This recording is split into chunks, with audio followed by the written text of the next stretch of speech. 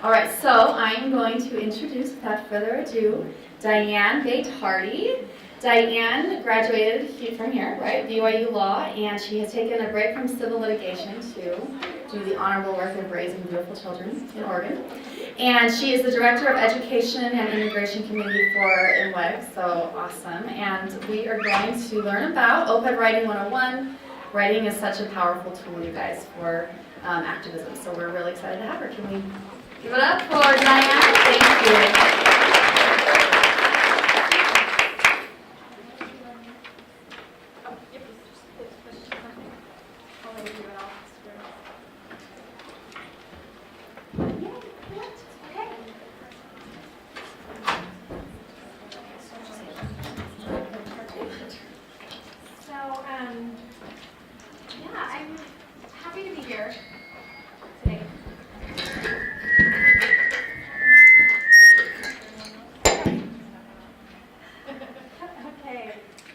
So this is OpEd Writing, and I have to just tell you that I'm a little bit of a reluctant speaker on this particular topic because I don't feel in any way like an expert on this. But but I'm here, and I'm happy to be here, and I hope that we can have kind of a discussion and somewhat of a Q&A throughout. So if you have questions, shout out, raise your hands, and let's address them as they come because I want to answer them when it makes most sense. So please join in the discussion. I guess we'll just get started. I wanted to tell you a little bit about why I've been writing op-eds or how that all came to be because I never, well, aside from one in elementary school, a long time ago, I had never written an op-ed or had one published until about 6 months ago, I guess. And that it's very much, the story is tied to my participation in MWEG. And so I wanted to just kind of tell you because I hope that it will empower you. I had a situation in my ward where our ward conference was coming up. And at the time I was in Young Women. I was a Young Women leader. And this was just, 8 months ago, I guess, or 10.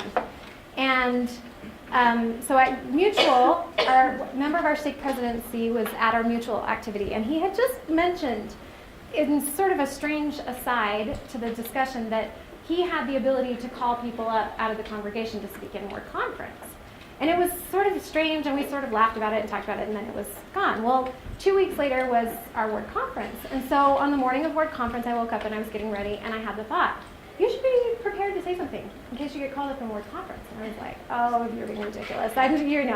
You're just thinking about that because President Orm had said that and dismissed it. So I'm getting ready, I'm in the shower. You sure think about what you should say.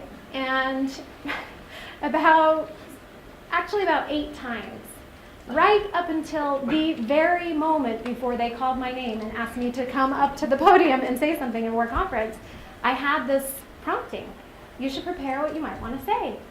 And every single time I totally dismissed it. And I thought all kinds of things. I mean, toward the end, truly, I thought, Diana, you have a pride problem. Like, why do you think what you have to say is so important that what is wrong with you? And in fact, even right before this happened, my husband got up to take my daughter out to the restroom, and I thought to myself, maybe I should take her because maybe they'll call him. And so he goes out to take her to the restroom, they call me, I go up, I come back, and they come back in and had no idea that I even said anything. But it was one of those experiences that once I heard my name and I had about 2 seconds to walk up there, and I thought, what have I done? So I still don't remember what I said, but when I sat down and my husband and my daughter still were sitting there, I sat down and I started praying, God, why did you do that to me?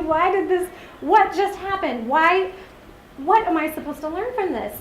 And I thought, I knew those promptings. I knew they were promptings. They were clear as day. They were repeated. And I just dismissed them. Why? Why did this happen?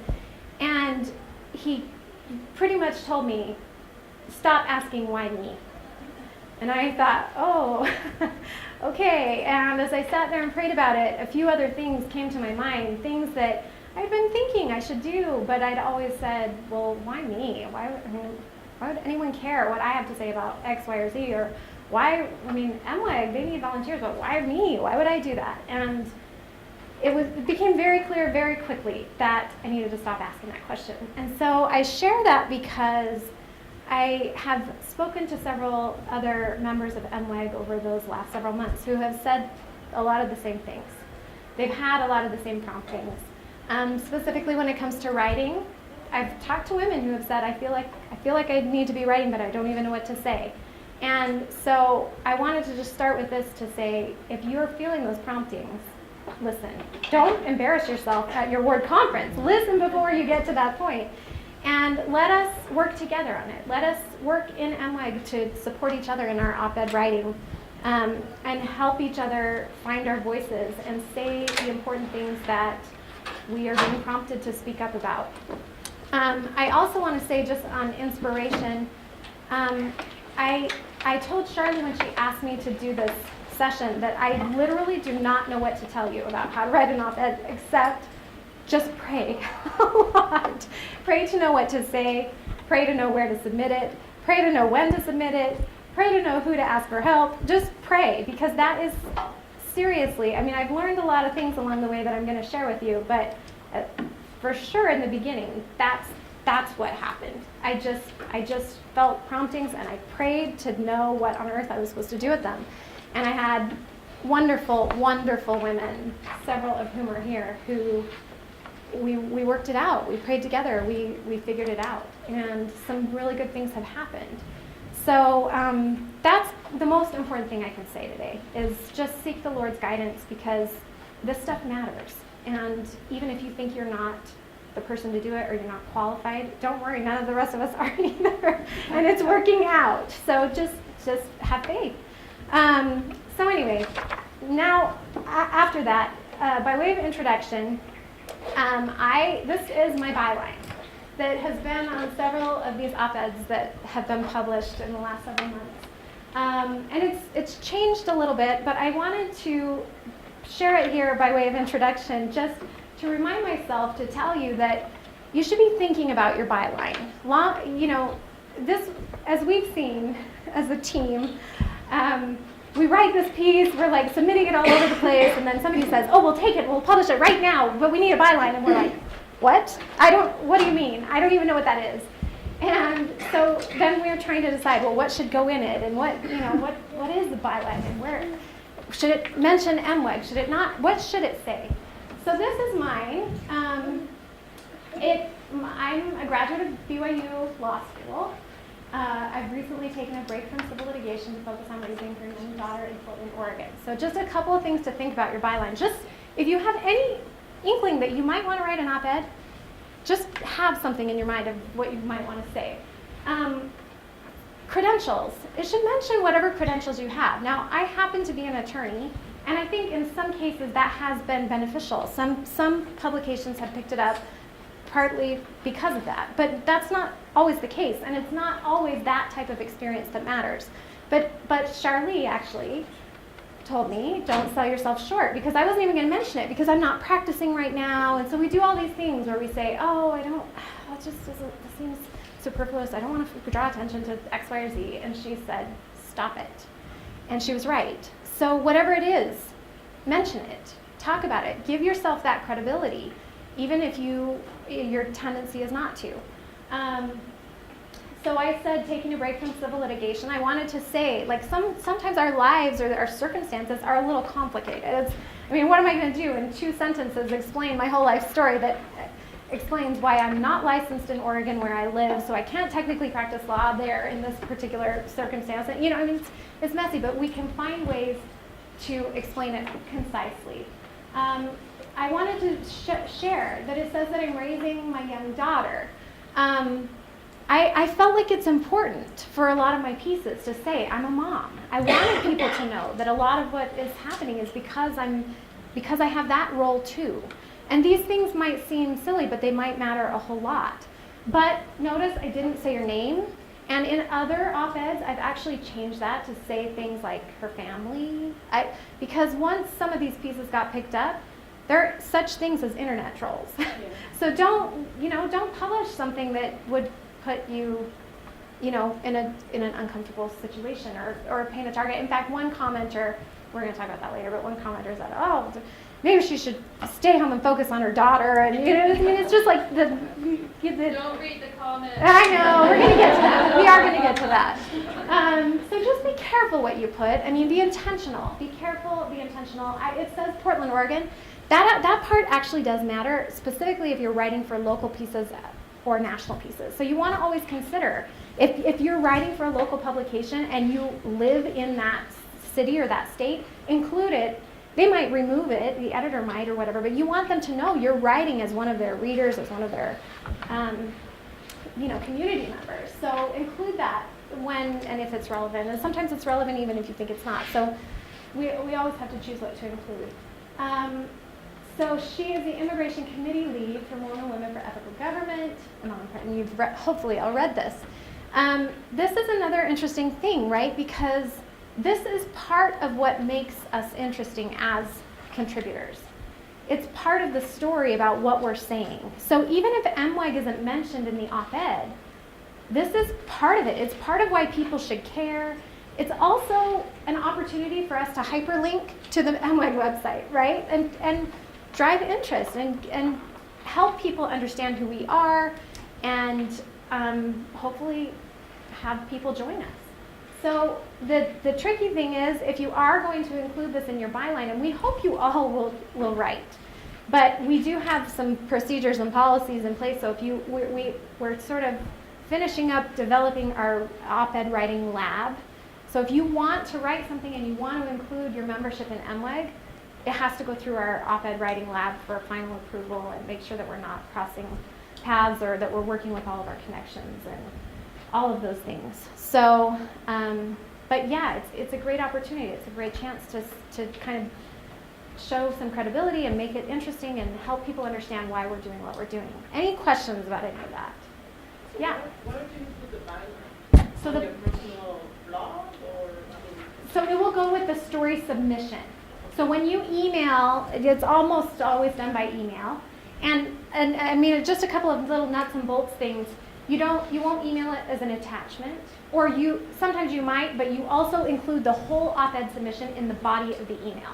Because these editors that are receiving these submissions, they don't want to open attachments. They don't know who they're coming from. So you've got to put it all in your email, and the byline is included. So you want them to not have to come back to you and ask you for it. You want to include it up front.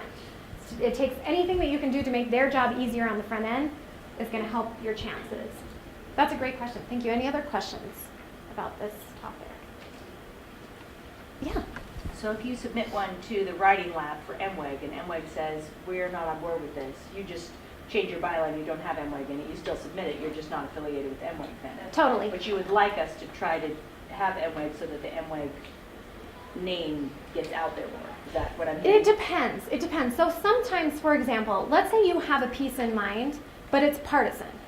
Well, we can't put it under the MWAG banner, right? But we might say, absolutely, get this in print. It's so important. It's a voice that needs to be heard. So it's not so much. It's more of a strategic matter. We do want people to be writing under MWAG, but we're not trying to meet a quota or boost our numbers in that particular way. We're just trying to help people read and help draw attention to the right places at the right times. So yes, we want you to do it as MWAG under the right circumstances, but absolutely, if it's something that needs to be said, even if we can't keep it under that banner, keep writing, keep posting. These are important things that need to be said. Any other questions? Did that make sense? Did I answer your question?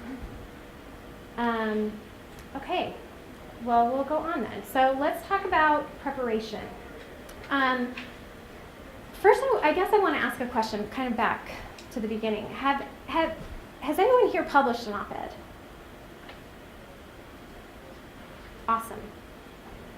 Has anyone here who hasn't published an op-ed been thinking about writing an op-ed? I hope that most of you, since you're here, right? Good. I'm so happy to hear that. Yes. Okay. So, do you have kind of the tricky thing for me? I didn't want to write an op-ed. when I wrote my first one. I had no intention. But it kind of came back to this why me question, because my preparation was that when I was in law school, I practiced, or I did some externships in immigration law. So I took classes from the two professors who were teaching the last session. They're amazing. When I was in law school, I worked at the immigration court in Salt Lake for the two immigration judges that were there then. I also worked at Catholic Community Services, which they also mentioned if you were here, doing immigration law for refugees. And I loved immigration law. I thought I wanted to go into immigration law, but I cried all the way home from work every day during my internships. And I thought, this isn't right. This is not going to be a good fit for me. So I kind of went a different direction, but my heart has been in immigration. And I do know enough to make me really dangerous as an advocate, to really be a terrible immigration attorney for someone. But I do know more than probably the average person about kind of the immigration system and how it works and what some of these misconceptions are. And so, for months and years even, I've been getting so mad. I would read these articles or I'd hear people talk about immigration. I would say, why doesn't someone just tell them that this isn't how it works? And, well, that's not true because this is. And, along with all this why me, it was kind of like, well, why don't you do it? I mean, who do you want to write this? Who do you want to write the op-ed? You keep saying, somebody should say, well, you're somebody. And you have been given, I've been given opportunities to learn certain things. I feel like I have a responsibility to share it if I'm going to complain about it not being said, right? So when we talk about preparation, I think it's really important because one of the things that we're trying to do is educate. That's a core principle of MWEG, is that we're trying to educate. So think about the things, the topics that you have experience in. And it doesn't have to be that you worked at the immigration court. But there are lots of things that help us, either just because it's a topic that we're passionate about, or maybe it's any other number of things that give us a unique insight, that give us insider information about a particular topic. And those are the things that we need to focus on, because most likely, if you just write an op-ed about some topic that you don't know a lot about, it's probably not going to get picked up anyway. So focus on the things that you know about, and then do the preparation. Learn everything that's being said about it right now. Set up a Google alert for that topic so that when stories are published in major publications or local publications about that topic, you get notified. Read what's being written about it so that you have a sense of what's being said and what parts of that story need to be fleshed out more fully. So that when you're contributing these or submitting these op-ed submissions, you're meeting a need for these editors. You know which publications are publishing about this topic and what are they saying, and is this consistent with what they're saying? Is it a new perspective? Is it a different perspective altogether? All of that is preparation for that moment when you feel the call to write it and you do it. And all of those things are going to help you be able to write quickly, because that is the thing about op-eds, is your window of time is tiny, right? Everything is all about timeliness. These editors that are taking stories, they're getting tons of submissions. And with the news cycle the way that it is, you have a tiny window. And sometimes those windows are reoccurring. So like with immigration, it's always back in the spotlight again, right? For any number of new reasons. So sometimes they're reoccurring. So if you submit something and it doesn't get picked up, keep it. Try again, adjust the paragraph when the next new thing happens. And you know what I'm saying? Keep working, don't give up. But it really is about hitting these windows. And they're quick. And so you can't expect to do the preparation part when the story needs to be written. Yeah. Any thoughts about, this requires access to a lot of publications, so what's the most efficient way to get past all those paywalls? Yeah. Pay for them, Is there any service you can pay for and get access to most of them? That's a really good question. Does anyone know? Yeah. Through your public library? Yeah. And they're on Yeah. Wi-Fi especially. That's a great Just point. databases that they pay for and you can have access to as a library patron. That's a really good. We should encourage everybody to do that. Really. Say What was that. her question? So she's saying, how do we get access to these publications. So many of them have paywalls. And so we're talking about how do you know what's being written if you can't get through the paywall? Right. But that's a great point to use your public libraries. Yeah, Megan. Yeah, and there's an app called Overdrive. So if you have a local library card, and you just download the app, and then it gives you access to the digital. So it should give you access to those publications. That's Overdrive. genius. Overdrive? Overdrive. Overdrive, yeah. Yeah. Some of the major newspapers have op-ed summaries that they will email to you for free. That's Both really good to know. Washington Post and the New York Times, I read them every day. Wow. And it's a summary. The New York Times, David Leonhardt writes a summary of what he thinks is important, which is always, he captures it immediately, what's important. And then below that are the titles and the subtitles of all the op-eds in the New York Times for the day. That is so awesome. So do you subscribe, like on their website, to the You email? can go there and you can sign up, and it sends you free every day. That's And you amazing. have 10 articles, or maybe 5, I can't remember that you can read. But I just started by, in the last year, you know why? Yes, we do. Right? And I started reading a lot more in their entirety, but now, almost every day, I just scan the title and the subtitles, and I pick the ones that I really, really want to read, because so far I haven't paid yet. Wow, And that's good to know. if I read it on Google, News. Chrome, Yeah. on Chrome, and I run out of articles to read, I switch to Firefox. Yeah, so you can get through the paywalls with different, yeah, that's a good point. And the Washington Post, Switch devices as well. and the Washington Post does the same thing. Yeah. Thank you so much. That's so excellent. One important point though, if you can afford it, pay for it. Yes. Because we need to support credible, legitimate Yes. I should say yes, because Yes. I'm still figuring out how I'm Yes. gonna go about it. Well, and we all have different circumstances, but if you can afford it, pay for it. Yes. Yeah. Amen. Any other questions? Yeah. And if you're a student, there's a great discount for Yes. anybody who is a student. And I believe it's I don't remember if it's Washington Post or New York Times has one that's that just is for education, period. So if you're Oh. a teacher or work in schools, you also. Good to know. qualify. Yes, they both have different categories that you can sign up for. Awesome. So if you chose 4 to sign up for, what would you do? Like if you were actually paying through the paywall? What would you I do? would say, well, this is my opinion, but Those I would two. say those two. And Wall Street Journal is another one, and it provides a good perspective kind of on the other side. It's a more conservative paper. Yeah, Washington Post, Wall The Street Atlantic. Journal, The The Atlantic. The Atlantic is a great one. And the New Yorker as well. The New Yorker, yeah, they have some interesting pieces They do. and a little bit longer pieces, Yes, which is really much more. important, I think. Great questions. Any other? Yeah, Courtney. Maybe to add, if you're wanting a little bit to run a spectrum, within reason, Mhm. right?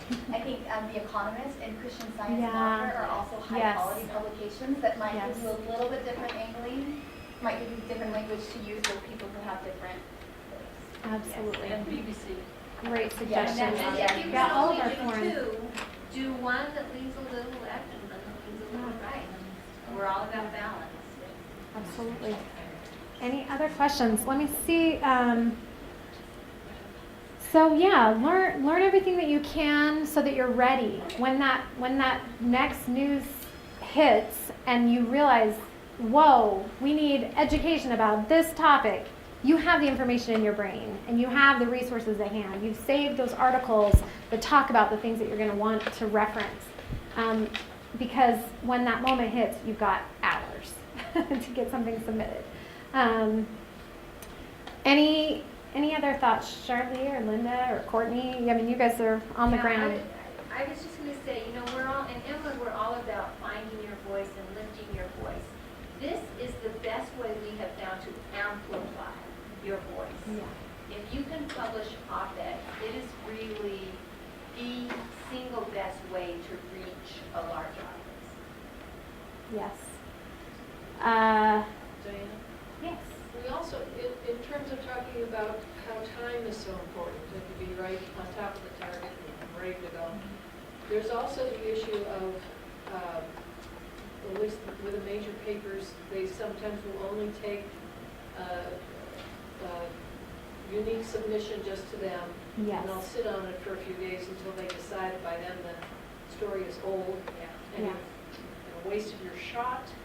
So there's a lot of, all you can do is prepare, send, prepare, polish, send, and hope that somebody knows. And your best shot is really your own local paper. Yeah. It really is. That's where you should be publishing mostly.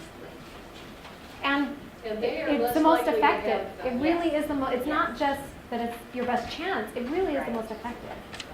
And the local papers are less likely to have a time limit. Yes. So your chances are higher.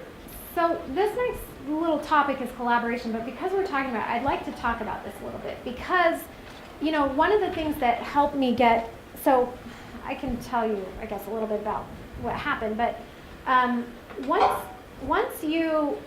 so this team that I've kind of been working with, we were pooling our resources, our MWEG resources, in terms of reaching out to editors and making submissions. And so early on, one of the pieces, the first piece of mine that got published at the Hill, Charlie had a contact at the Hill, and so we sent it that way, and then that person passed it to someone else, and then that person responded and said, I'll take it. Well, at that point, they required a contract from me. So I had to sign a contract. They wanted to know if I would forfeit payment for the story, which you're paid like pennies. So I said, absolutely. But these are things that you should just be aware of, that if it all moves so quickly, right? And so they wanted to publish that piece and they wanted it right away. And if I had stalled or asked for payment, they probably wouldn't have taken it. I mean, that's kind of how quickly it works. But once I had a contract with them, then the next op-ed that I submitted, they didn't need a new contract because it's with me. And so the next piece that I submitted to them, it went even faster, and they took it even faster because I could email that editor directly. I had a direct contact. I wasn't submitting it through their submissions page on their website that who knows where that goes. And they already knew my name, so I was coming up in her email. I mean, all the little things that kind of coordinate to work in your favor, that really helped a lot of those things. And so when I submitted that second publication to the Hill through the same editor, she emailed me like in 2 hours and she was like, this will be up on Sunday morning. And that was it. I mean, it was just that fast. And so it's really important for us to collaborate so that we can synergize and use those connections across our committees, across our organization, and not reinvent the wheel for every single one of us that wants to publish something. Right, and we have worked really hard to find connections at most of the major papers. So while we're encouraging you to submit to your local papers, if you do have something that you feel like really needs to go to the Washington Post or the Hill or the New York Times or whatever, contact us and let us know because we have contacts at most, if not all, of those major papers now. Okay, so you know how we run op-eds through MWEG so that we know we can include it in the Byline? Whoever's reviewing those, will they say, we really should send this over to Washington Post? Yes, this is all part of the process. Because I think what happens in the beginning, for those who haven't yet, is like, well, why me? It's just a little voice, but you might read something and say, wow, this is amazing, and you decide to submit it to something else. Or just strategically, we might have heard that, oh, this paper doesn't, they're looking for, or they're more interested in pieces on this topic than this topic. But we don't know what you guys are thinking about. We don't know what inspiration you're receiving. So that's why we're really trying to get this OpEd Writing Lab up and running for all of these purposes, for collaboration, for utilizing those resources, for kind of working together. But the other part of it too is if I just got online and posted the contact information for the editor that helped me on MWEG and let everybody email her, I would burn that bridge, right? So we have to be really strategic too on that side of it so that we're not pestering them to death from all sides and not even knowing, right hand not knowing what the left hand is doing type thing. So this is why we're really trying to be strategic in our op-ed writing efforts so that we can get the best results across the board, if that makes sense. I mean, this is our goal. It's a little ambitious, but we're going for it. The other thing I just want to point out here is we also created On Common Ground. our medium publication, our MWEG medium publication. And part of the reason is that this issue that Linda mentioned about, so these papers, especially the big papers, they want exclusivity, right? So they want you to submit it to them, and they'll say right on their submissions pages, we won't accept anything that's been published anywhere else or submitted anywhere else. So if it's on your blog, they won't take it. If it's on, and I can tell you stories about that. Let me just say, I'm here partly because I'm a failure too at this, okay? But there was one that we wrote a piece, we put it on the MWEG website. It was about our 15 declarations. It was really important. We wanted to get the word out, so I wrote another piece that was very similar, and I submitted it, and I failed to mention that a good chunk of it was already on our website. So the editor that I had worked with emailed back and said, we'll take it, this will go up. And we were so excited, and then the morning it was supposed to go up on their website, I got an email from her saying, this was an exclusive, my boss won't let us publish it. And I had really kind of blown it, because I should have known better than to do, I should have known, and if I had submitted it through their website, it would have said, is this exclusive, and I would have thought about it. I mean, there's so much stuff we were producing. There was, and so many versions, and so yeah. So we do have to be careful. We have to be, even though we're running at breakneck speed, this is why we're hoping that like an OpEd Writing Lab can help us standardize all of this and work together and really keep each other in line instead of just submitting quickly and then having problems after the fact. So can you do the reverse though? If they like it, then they get exclusive, and then you post it on the website Yes. as this op-ed came out in It depends on whatever the else. publication. Yes. Some will not let you, some will let you do it after a certain period of time. Some will let you do it immediately. But all of that is Most based of on your publication. local papers, if you don't sign a contract, and you won't sign a contract like with the Salt Lake Tribune or the Deseret News or the Boise, what's it called, Statesman, or whatever, you are then free, and sometimes they say after a period of 3 days, you just have to know what their guidelines are. But we had our open letter to President Trump was published in the Salt Lake Tribune, and we wanted to especially to hit a different audience, a different readership. So we had wanted it to go to, we'd send it to Meridian, and anyway, Deseret News wanted it to, it was this whole interesting situation. We've been learning a lot, haven't we? Yeah. Anyway, it ended up being published by the Salt Lake Tribune, and I thought, oh, that means we won't be able to publish it in Meridian. And so we wrote to Marty Proctor at Meridian and said, it's been published in the Salt Lake Tribune, but we have to retain the rights. Are you interested in using it? And she said, oh, we can publish it simultaneously. So it ended up being published in both places, which was ideal. Yeah. And that happened actually on my response to the White House framework. So the White House issued their immigration framework, the church issued a statement, and we wanted to explain how they didn't mesh.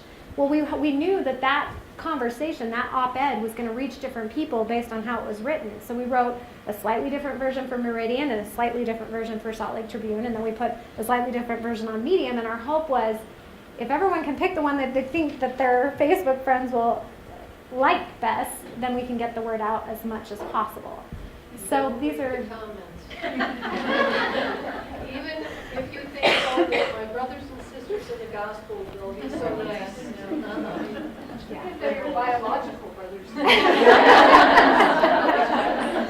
It's really true, but I will say this about comments. You really, okay, well let me say two things. Like I said before, I did not start doing this because I just really wanted to write op-eds. And even still, as soon as I submit them, as soon as I find out they're going to be published, I literally want to throw up. Like physically ill. The thought of putting my name out there and knowing that everybody's going to look at every line, and can I prove that line? Do I really know what I'm talking about? They're going to know I'm a fraud, and all the things. And every single time, I seriously want to throw up. But it's gotten easier. It has actually gotten easier. And the comments don't bug me that much anymore. They still tell me not to read them, and I usually wait a few days. But the reason that I say it's worth having a good friend who will read them for you and only tell you about like productive stuff, because once in a while, Or funny or funny ones. ones, Hilarious. yeah, they really are sometimes. Not My on mom will call me. My mom reads all my comments, and then she'll call and give me a full report. Oh, everybody thinks you're an idiot, and I'm like, well, that sounds about right.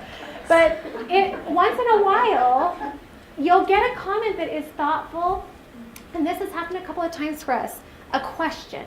And it really helps you see, oh my goodness, this is a question that needs to be answered that I wasn't aware of, that people didn't know. Or, you know, a point where maybe they say, yeah, but you didn't talk about this. And you go, well, I only have 500 words, but guess what? Now I can write a new op-ed on that particular piece.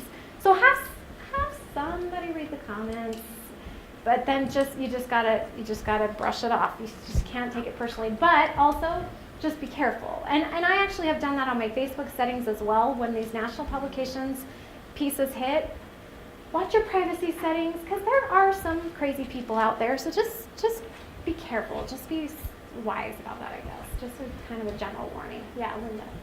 In regards to writing op-eds, if you're just starting out and you've crafted one and maybe it hasn't been accepted, take that mindset of writing your opinions down and how you found it, and send it to your representative. Yes. And have them focus on that issue. Yes. That's, at least you're getting your voice directed to somewhere where potentially it could make a difference. Yes. And let's talk about on common ground again, just for a minute, because what we're seeing, so like you mentioned before, some of these publications will say, you can submit them to us and we want 3 days to decide. Well, 3 days is an eternity with some of these issues. I mean, it's insane. So several pieces, we've submitted it, no response. Then we submit it somewhere else, 3 more days, no response. And we submit it somewhere else, 3 more days, and then it's obsolete. So part of what we've been trying to understand how to do is when we get these pieces and we work so hard on them and we know they're inspired and we can't get them picked up, what we finally decided was, what about Medium? And we started looking into this and we started thinking about Medium is an interesting place where you can kind of self-publish.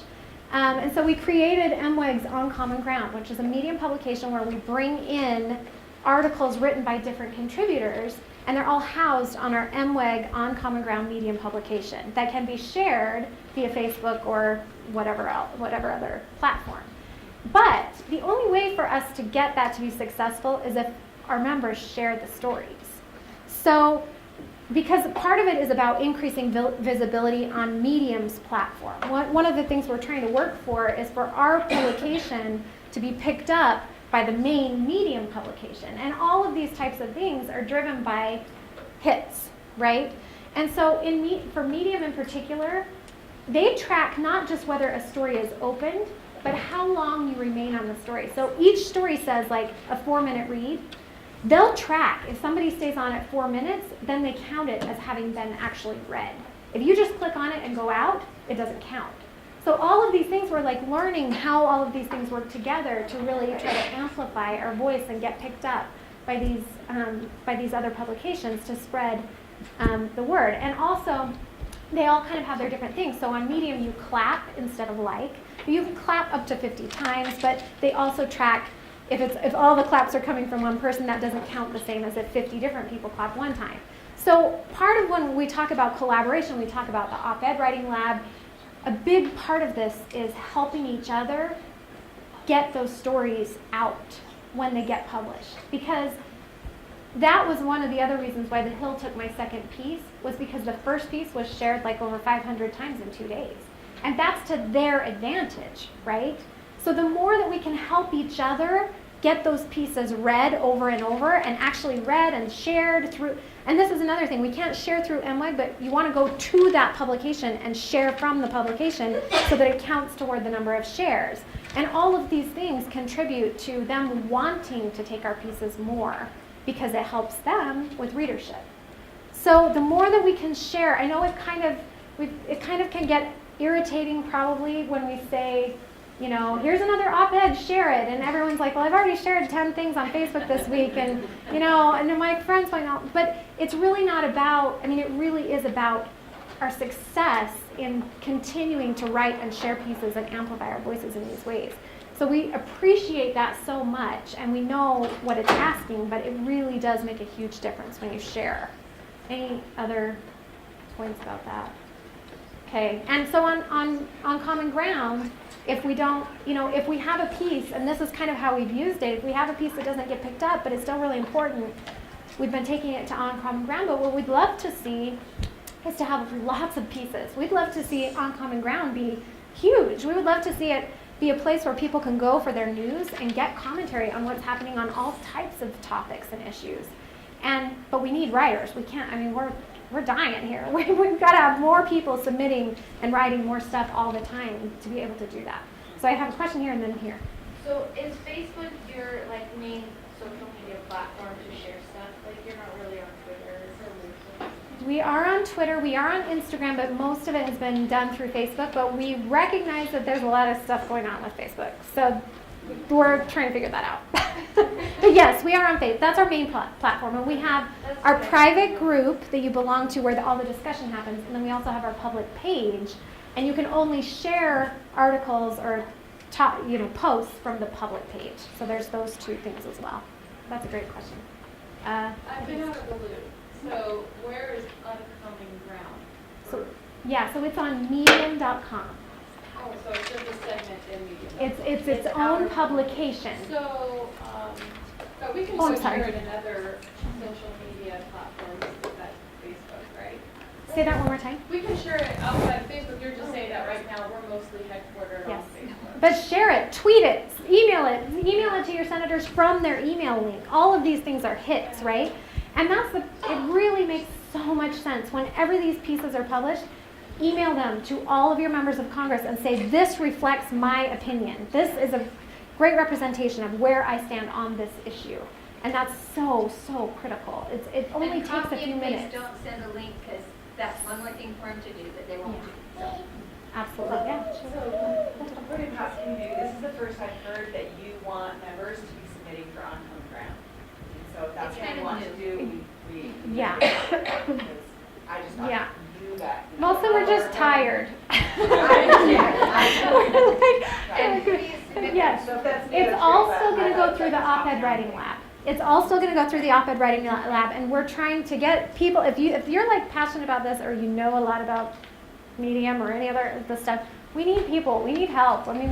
We're dying, seriously.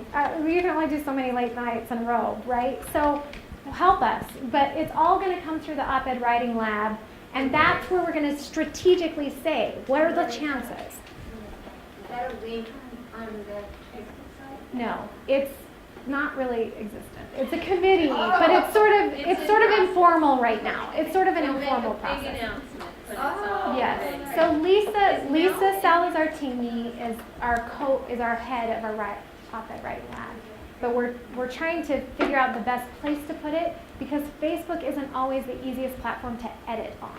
That's one of the considerations. So we've been putting a lot of things in place, like NWEG now has G Suite, so we can use Google Docs, and we have a place to house these things. And because when you're editing on Facebook, it just gets so tricky. So This is what it looks like. Yeah. I was hearing it wrong. I was hearing uncommon. Oh, sorry. Need some water. Uncommon. I'm like, oh no, this is not very, okay. Yeah. Any other questions? Yeah. I have a question. On that group that you have that's, deciding all these things, I'm looking around at the room and this young lady who said, is Facebook your main thing?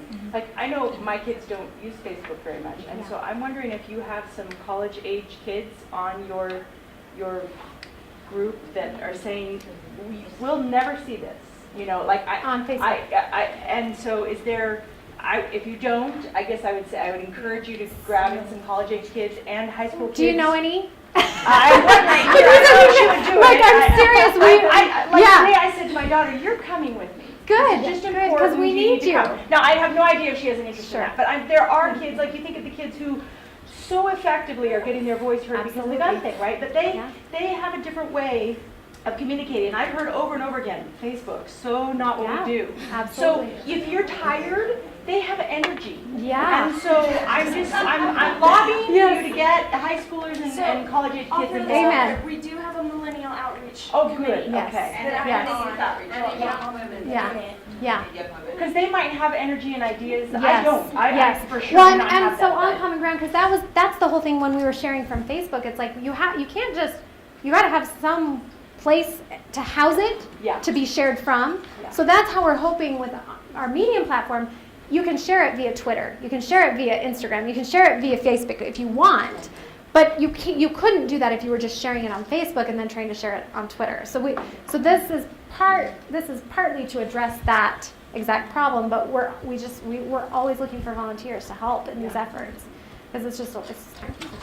I'm bravo to what you've done. I'm No, just we saying, really appreciate it. Yeah. We're actually almost out of time, so maybe one or two more questions. Yeah. I think I'm a little bit confused, or maybe this is a suggestion, I'm not sure. Yes. So I read all of the posts that come to the local recovery. They come to my email, that's nice. But I forget to go to the main MLF page, and there's all kinds of things that come. When I go back, I think, well, how did I miss that? Yeah. Because it didn't come, I was thinking that when it came through my email, that I would catch everything, and I'm not. Interesting. That's good feedback for us. Especially the local pieces that we publish, we should be sharing them in the chapter specifically. So that's really helpful. Thank you. Facebook also hides things sometimes. You literally can go to the Facebook page and you think that you're seeing every post in order, but Facebook is like, I don't think she wants to hear about this, so I'm not going to show it to her, and you cannot get it, no matter what. Totally, which is one of the reasons if we do not have your email, please send it to us. Please send it to us, because we have got to find other ways to connect other than just Facebook for that very reason. Just curious, how many of you get our chimp mail emails? The newsletter. MailChimp, not chimp mail. You get MailChimp. So, half? Yeah. I just want to, so my name is Julianne McMillan, and I'm the lead moderator for the group, and so I've kind of become this major Facebook expert over the last year. And Whether you want to be or not. one of the ways that I just keep on tabs on the page is when I go into my Facebook, I literally go to the group.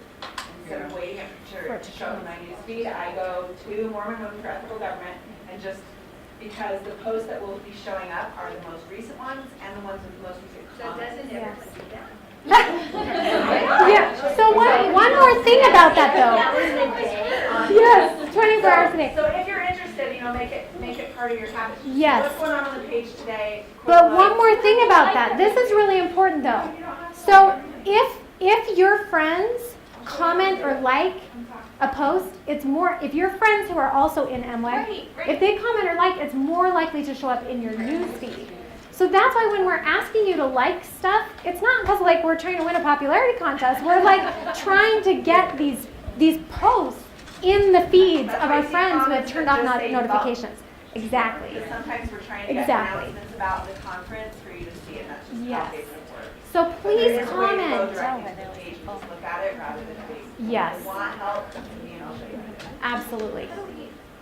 Our email addresses too. You said send us your email. So, well, Facebook? yes.